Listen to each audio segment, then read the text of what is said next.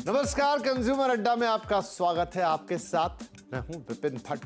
हर employ के मन में, हर काम करने वाले व्यक्ति के मन में एक ख्वाहिश होती है, एक उम्मीद होती है कि भाई इस साल इंक्रीमेंट कितना होना है, सैलरी कितनी बढ़ेगी मेरी, फिर काम कैसा भी किया हो, लेकिन एक उम्मीद तो हमेशा बनी रहती है। फिर डिपेंड भी करता है कि आप किस सेक्टर में काम करते हैं, किस तरह का जॉब प्रोफाइल है, आपकी कंपनी का अपना हालचाल क्या है, बहुत सारे फैक्टर्स है, उस पर डिपेंड करता है। लेकिन खुशी की बात यह है कि इंडिया में इस साल फिर से एक ठीक ठाक सैलरी हाइक देखने को मिल सकती है। क्यों कह रहे हैं ऐसा जनाब? इसलिए क्योंकि ताज़ा सर्वे आया है।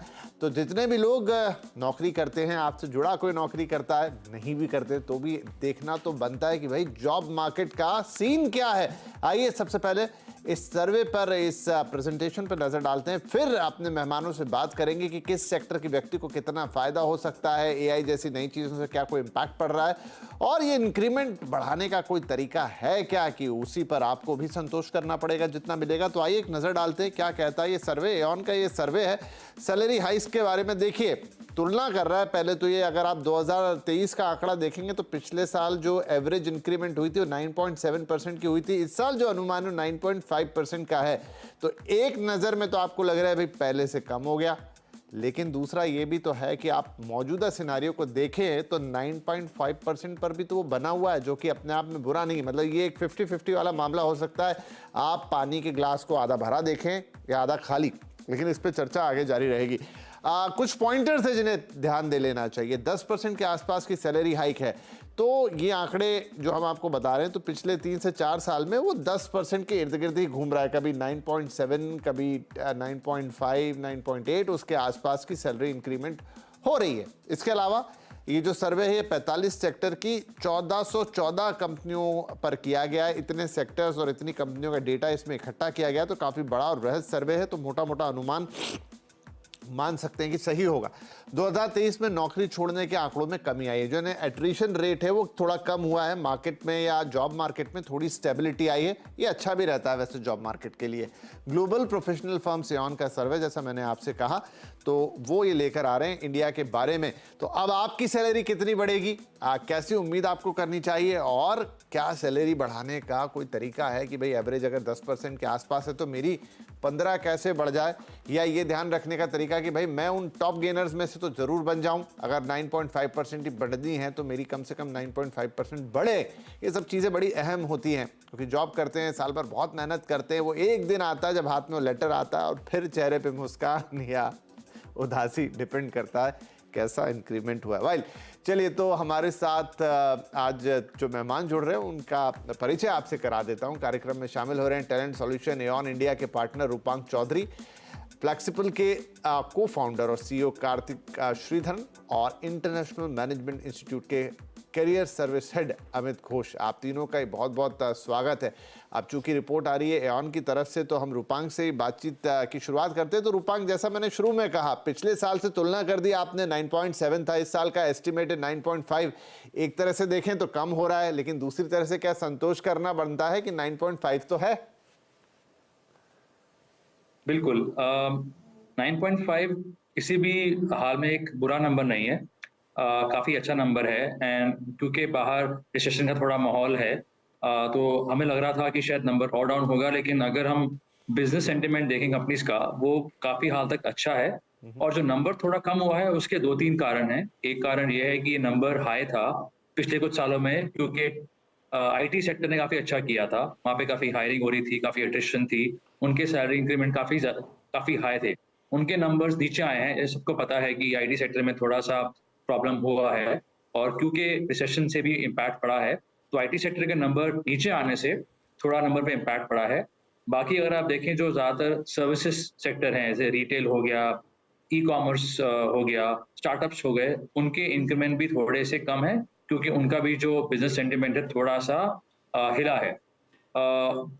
दूसरे हाथ पे अगर आप देखें, जो भी हमारे कोर सेक्टर्स हैं मैन्युफैक्चरिंग के, जैसे ऑटो हो गया, या फिर इंजीनियरिंग हो गया, या फिर लाइफ साइंसेज या फार्मास्यूटिकल हो गया, या एफएमसीजी हो गया, क्योंकि वहाँ पे लोकल डिमांड अच्छी है, लोकल स्पेंडिंग अच्छी है, ग्रोथ अच्छी है इंडिया मार्केट में, तो वो सेक्टर में जो इंक्रीमेंट्स हैं वो काफ़ी ठीक हैं। वो या तो सेम है जो लास्ट ईयर थे, या थोड़े बड़े हैं। सो एक तरफ थोड़ा इम्पैक्ट पड़ा है आईटी और अदर सर्विसेज सेक्टर का, जो नंबर थोड़े गिरे हैं, बट दूसरी तरफ उसको बैलेंस किया है कोर सेक्टर्स ने, जहाँ पे इंक्रीमेंट्स ठीक-ठाक हैं और थोड़े ज़्यादा हैं पिछले साल से। राइट, तो एक अच्छा समअप आपने यहाँ दिया कार्तिक। क्योंकि आईटी सेक्टर का जिक्र 2-3 बार आ गया, यहाँ रूपांक ने बताया भी कि उसमें जिस तरह की हायरिंग 1-2 साल हमने देखी तो उसकी वजह से नंबर ऊपर जा रहा था, लेकिन वो हायरिंग बड़ी अनरियलिस्टिक टाइप की थी, उसको खत्म होना ही था, उसका बैलेंस आना ही था कि आप जहां खड़े हैं वहां से 3-3 गुना के इंक्रीमेंट्स जो कि रियलिस्टिक बिल्कुल नहीं लग रहे थे। वो सिर्फ एक कह लें कि पेंटअप डिमांड आ गई थी तो सबको लग रहा था बड़ा काम आएगा, लेकिन उनका रियलिस्टिक टर्न अराउंड होना एक अच्छी बात भी हम मान सकते हैं क्या, कि उससे आपको एक सही पिक्चर, क्योंकि इस तरह के इंक्रीमेंट्स या इस तरह के फॉलोअप्स लगातार चल नहीं सकते। जी नहीं, बिल्कुल आप सही कह रहे हैं।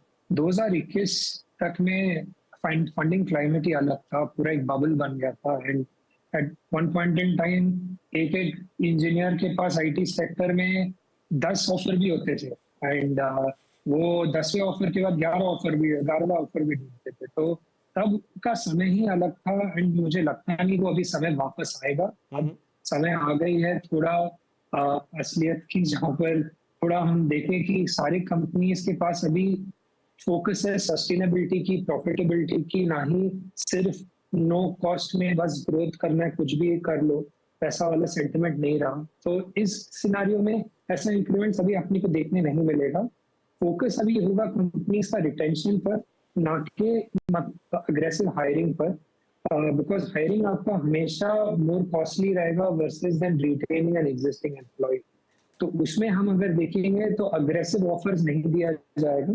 ऑफ कोर्स वर्सेस पिछले साल 2023 के आई डू थिंक कि इस साल ज्यादा पॉजिटिव है सेंटिमेंट मार्केट में, मगर व्हाइल दैट हैपेंस हायरिंग ऐसा एकदम 2021 और अर्ली 2022 का जो माहौल था वो बिल्कुल नहीं होगा। जी, तो अमित, ये भी एक कहानी है। दूसरी तरफ चूंकि ये एक ऐसा साल रहा है जिसकी शुरुआत में हमने ले ऑफ्स की भी काफी कहानियां, मतलब मैं तो पिछले साल की बात कर रहा हूं आप, क्योंकि उसके बाद इंक्रीमेंट्स अब होंगे, तो ले ऑफ्स की भी काफी कहानियां आई, थोड़ी अनसर्टेनिटी हमें स्टार्टअप सिनेरियो में दिखाई दी, आईटी न्यूट्रलाइज होता हुआ दिखाई दिया, और भी सेक्टर्स अपनी अपनी रीजन से आगे पीछे होते रहे। ऐसे में 9.5% का भी होना ऑन एन एवरेज, क्या कहता है ये? आई थिंक ये बहुत अच्छा नंबर है, कंसिडरिंग कि जो प्री कोविड हायरिंग हुई है, जो मल्टीपल हायरिंग हुई है, नॉर्मलाइज होना ही था। बट फिर भी 9.5 इज अ बहुत अच्छा नंबर है। और अगर आप देखें तो एज मैं रूपांक से अग्री करता हूं कि जो हमारा इंटरनल कंट्री डिमांड है, इसी कारण आप देखिए BFSI सेक्टर 9.9 पे है compare to IT and consulting. So IT and consulting को थोड़ा हिट हुआ है, बट BFSI 9.9 और मैन्युफैक्चरिंग 10.10 प्लस है। They're all robust signs हैं हमारे कंट्री के लिए, along with the GDP growth. So I think 9.5 is a very good number, and I think लोग खुश होना चाहिए नंबर्स। राइट, चलिए अब सेक्टर वाइज आपने 2-3 सेक्टर का जिक्र भी कर दिया और सबसे ऊपर मैन्युफैक्चरिंग है, तो ये तो एक बहुत अच्छी बात भी है कि सबसे ज्यादा जो सैलरी, देखिए जो सेक्टर अच्छा करेगा, जहां पर डिमांड अच्छी होगी, जहां पर ग्रोथ अच्छी होगी, वहीं पे सैलरी इंक्रीमेंट्स भी अच्छे होंगे। तो रूपांक, क्या ये 10.1% का एवरेज हाइक ये भी बताता है कि इस समय हमारा जो मैन्युफैक्चरिंग सेक्टर है वो एक बेहतर स्थिति में है as compared to the rest of the world, और इस सेक्टर में जितने भी लोग या तो नौकरी कर रहे हैं या आगे जाके नौकरी लेने की उम्मीद रखते हैं, उनके लिए एक पॉजिटिव साइन है? ये ऐसा है कि अगर आप देखें पिछले 2-3 साल में जब कोविड भी आया था तो काफी इम्पैक्ट आया था मैन्युफैक्चरिंग सेक्टर पे। सिर्फ FMCG और फार्मा सेक्टर में नंबर्स अच्छे थे बिकॉज वो एसेंशियल सर्विसेज थे, वो चलते जा रहे थे।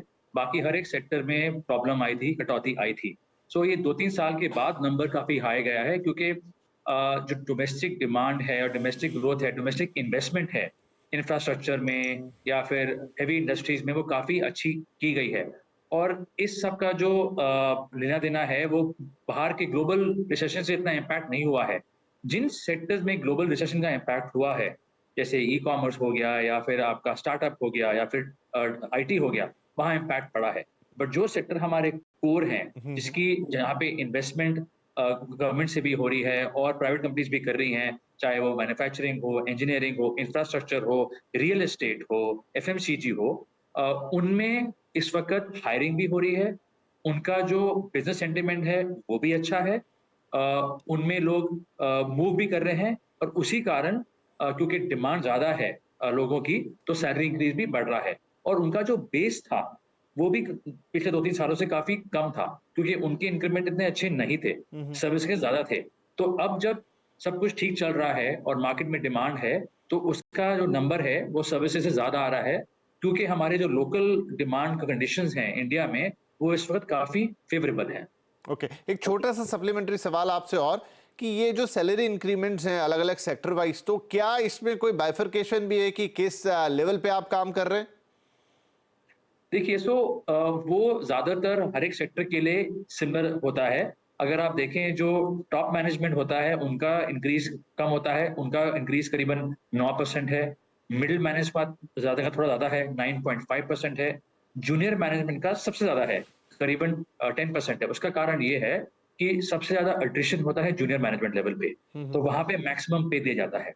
और सीनियर मैनेजमेंट पे वैसे ही सैलरी का लेवल काफ़ी हाई होता है, तो वहाँ पे थोड़ा कम दिया जाता है। तो अगर आप तीनों को कंपेयर करें junior, middle, senior, junior management का जो इंक्रीज़ है वो करीबन 10% है। जी, ठीक है, बढ़िया है।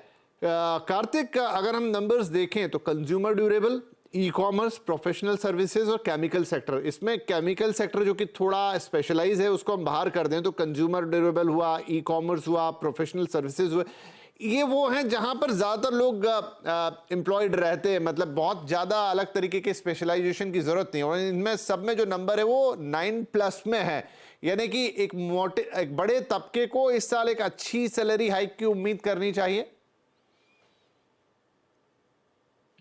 जी बिल्कुल, पवन जी ने ऑलरेडी काफी एक्सप्लेन किया इस पे। उन्होंने कहा है कि कैसे इंडस्ट्रीज जनरली पॉजिटिव सेंटिमेंट तो रख रही है एंड इंटरनल डिमांड भी है। ई कॉमर्स भी ऐसा एक सेक्टर है जहाँ पर काफी सारा डिमांड इंडिया में ही जनरेट होता है। बट और भी मतलब इन जनरल आई थिंक जितना भी हमने फाउंडर से बात की है हमारे इकोसिस्टम में काफी पॉजिटिव सेंटिमेंट है। इवन ओवरसीज अभी सेंटिमेंट काफी इंप्रूव हो ही रहा है and by mid this year हम एक्सपेक्ट करते हैं कि business sentiment versus last year बहुत अधिक इंप्रूव होना चाहिए। तो 9% तो होगा एंड आई होप कि over the course of this year और बेटर ही होते रहेगा in terms of the overall expectation जो रख सकते हैं एम्प्लॉइज। अमित जी, अभी ये बताइए कि जब कंपनी अपना पेरोल देखती है और इंक्रीमेंट्स का वक्त आता है तो नो डाउट एक इंडिविजुअल परफॉर्मेंस तो मैटर करती है, लेकिन फिर भी किस हिसाब से और किस तरीके से, जैसा अभी बातों बातों में शायद आई थिंक कार्तिक ही कह रहे थे कि कंपनियों का फोकस वो नई हायरिंग शायद ना करे लेकिन रिटेंशन पे जरूर होगा, तो क्या क्राइटेरिया अपनाती हैं? क्या क्रॉस द बोर्ड वो कोशिश करती है कि 9, 8, 7 उसके इर्द गिर्द रहे या फिर परफॉर्मेंस उसका बेसिस बनता है? आई थिंक बहुत अच्छा सवाल आपने पूछा। आई थिंक परफॉर्मेंस बेस बनेगा और एक अच्छी बात है कि एट्रिशन भी कम हुआ 21+ से 18.7 पे। इस पे क्या होगा कि कंपनी को काफी रिटेंशन स्ट्रेटेजी लगे, employee wellbeing, employee flexi options, काफी सारी चीजें इंट्रोड्यूस करनी पड़ेगी। वो भी एक कॉस्ट है, वो हम ये इंक्रीमेंट में नहीं ले रहे हैं। बट उससे क्या होगा कि जो एम्प्लॉयज है वो काफी प्रोडक्टिव होंगे and productive is directly link to आपका परफॉर्मेंस। सो परफॉर्मेंस बेस पे ही होता है। बट अब जब लोग एट्रिशन नहीं हो रहा है तो प्रोडक्टिव होगा तो इम्पैक्ट होगा पीएनएल में, पीएनएल अच्छा होगा। सो आउटलुक डेफिनेटली अच्छा होगा इस पे।